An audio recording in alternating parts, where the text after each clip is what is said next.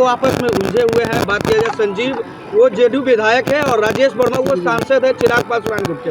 दोनों में तू में बढ़ गई है ज़्यादा। देखिए, एक छोटा सा विवाद है, आपसी विवाद को, व्यक्तिगत विवाद को आप पार्टी से और एनडीए से नहीं तुलना कीजिए। आप सबको पता ही है कि क्या कारण है, क्या किस बात की लड़ाई हो रहा है, उस पर हम टिप्पणी नहीं करना चाहते। आने वाला समय में पूरे प्रदेश में नहीं पूरे देश में ही इसके लिए एक मिसाल कायम होगा और सभी लोगों को सोचना पड़ेगा कि हमको महिलाओं को भी आगे बढ़ाना है। क्या बिहार में विधानसभा कह रहे हैं कि नीतीश कुमार अनुपयोगी हो गए हैं?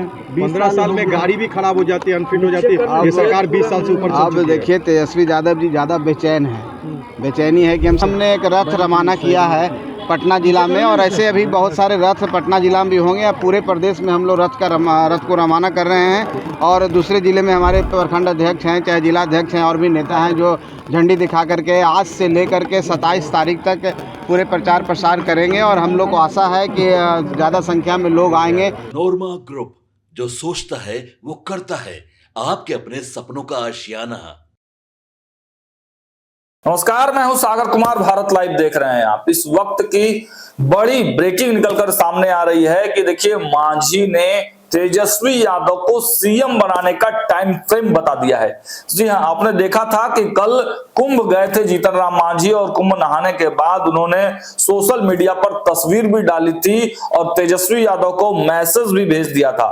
और आज उनके बेटे संतोष सुमन जो संगठन का कार्यक्रम चल रहा था, रथ रवाना करना था, उसको लेकर वो आए हुए थे। और मीडिया ने जब उनसे सवाल किया तो देखिए, तमाम सवालों के जवाब तो संतोष सुमन ने दिए ही दिए हैं, लेकिन तेजस्वी यादव कब सीएम बनेंगे उनके टाइम फ्रेम को भी सेट कर दिया, साथ ही साथ बेचैनी की दवाई भी दे दी है। तो देखिए पहले कि संतोष सुमन क्या कुछ कह रहे हैं। पटना पहुंचे थे। देखिए, बिहार की सियासत के बारे में लगातार हलचल तेज है। सीट शेयरिंग वाला मामला सबसे पहले मांझी ने ही उठाया था, तो अब बेचैनी किसको है और किस बेचैनी की दवाई संतोष सुमन तेजस्वी यादव को देना चाहते हैं, पहले उनके बयान को सुन लीजिए। जनाधार बढ़ते जा रही है, बातें भी उठ रही हैं, कार्यक्रम भी आप लोग का ज्यादा हो रहा है, लगातार जीतते जा रहे हैं, जितने सीट मिल रहे हैं उतनी जीत हासिल है। अरे भाई, क्या कर रहे हैं भाई? देखिए वो सब बातें बाद की बातें हैं। सीटों पर चर्चा अभी कुछ नहीं हो रहा है। हम लोग अपना कार्यक्रम कर रहे हैं और कार्यक्रम मजबूती के साथ कर रहे हैं और भी निरंतर हम कार्यक्रम करते रहेंगे।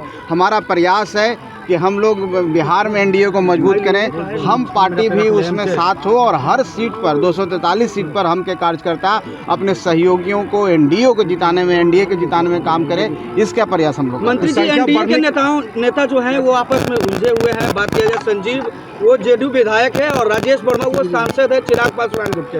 दोनों में तू में बढ़ गई है ज़्यादा। देखिए, एक छोटा सा विवाद है, आपसी विवाद को, व्यक्तिगत विवाद को आप पार्टी से और एनडीए से नहीं तुलना कीजिए।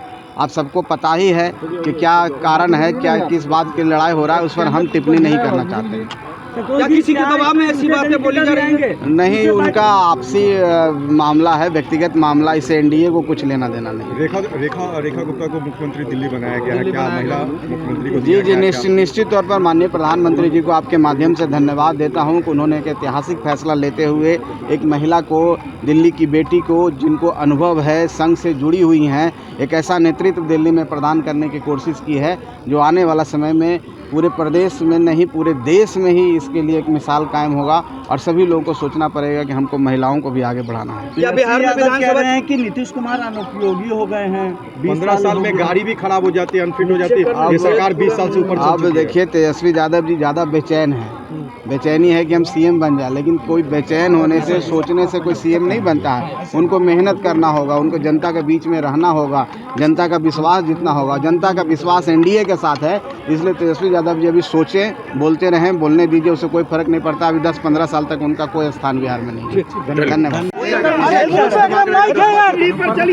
संतोष जी, क्या यात्रा है, क्या रथ निकाली गई है? देखिए, हम लोग की पार्टी के द्वारा पटना के गांधी मैदान में 28 फरवरी को दलित समागम का एक कार्यक्रम किया जा रहा है, जिसमें बिहार के सभी जिलों से, पूरे बिहार से और दूसरे प्रदेशों से भारी संख्या में हमारे कार्यकर्ता आने जा रहे हैं दलित समागम में।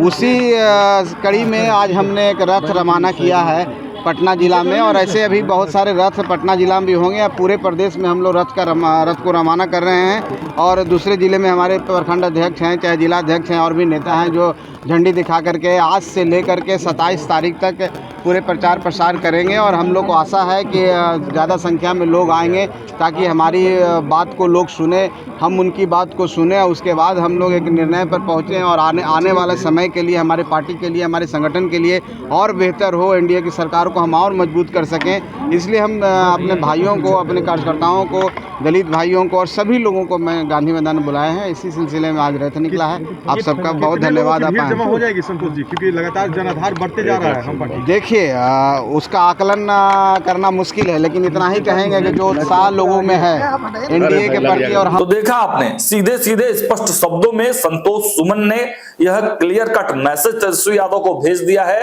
कि ज्यादा हड़बड़ाने की, छटपटाने की जरूरत नहीं है, बेचैनी की जरूरत नहीं है। सीएम बनने की बेचैनी है तेजस्वी यादव को, जो फिलहाल तो पूरा नहीं होने वाला है। और साथ ही साथ एक टाइम फ्रेम सेट करके यह भी बता दिया है संतोष कुमार सुमन ने कि देखिए आने वाले 10, 15, 20 सालों तक तो तेजस्वी यादव को सीएम बनने का सपना छोड़ ही देना चाहिए। अब ऐसे में यह देखना होगा कि क्या संतोष सुमन एक इशारा भी कर रहे हैं कि अब तेजस्वी यादव अभी नहीं तो कम से कम 2-3 चुनाव के बाद ट्राई करें। अब देखना यह होगा कि इस मैसेज के मतलब क्या है। हालांकि एनडीए एकजुट पूरे तरीके से है और एनडीए की एकजुटता के कसीदे लगातार जो एनडीए में नेता हैं वो पढ़ रहे हैं। अब सीट शेयरिंग तक यही चलेगा, लेकिन सीट शेयरिंग जब फाइनल होगा और उसमें जो दल मुंह फुलाएंगे या तो अलग होंगे या फिर मुंह फुलाकर चुनाव में जाएंगे, देखना अब यही होगा। फिलहाल इस वीडियो में इतना ही। देखते रहिए भारत लाइव, हर अपडेट सबसे पहले आपको देंगे। आपके सपनों को हमने सजाया है, ई होम्स पैनोरामा को हमने बनाया है। ई होम्स मेरा एक सपना था जिस पे मैं पिछले 4 साल से काम कर रहा था। हमने जो बनाया है वो सबने है माना। ई होम्स पैनोरामा में हो आपका भी आशियाना।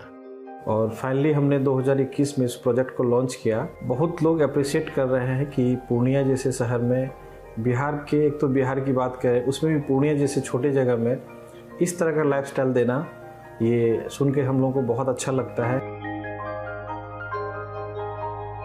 ई होम्स में हमने कुछ और भी किया है, जैसे हम जिस जगह में रह रहे हैं हमारे फैमिली सिक्योर हो, उनको सिक्योरिटी का ध्यान में रखा है।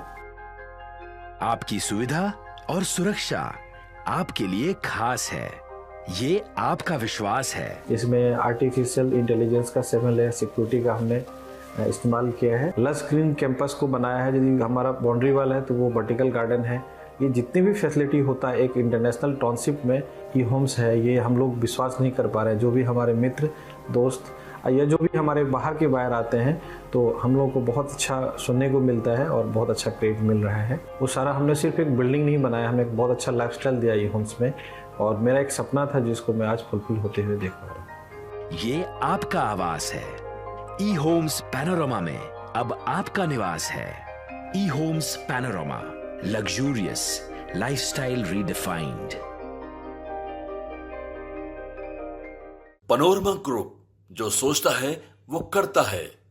अगर ये वीडियो पसंद आई और वह बिहार के राजनीति और बिहारियत से सरोकार रखेनी तो सब्सक्राइब बटन दबा के चैनल के सब्सक्राइब कर ली। ओजे एगो घंटी बा, ओकरा बटन दबा देला से कुल सटीक और मारक खबर रुआ मुफ्त में मिल जाई।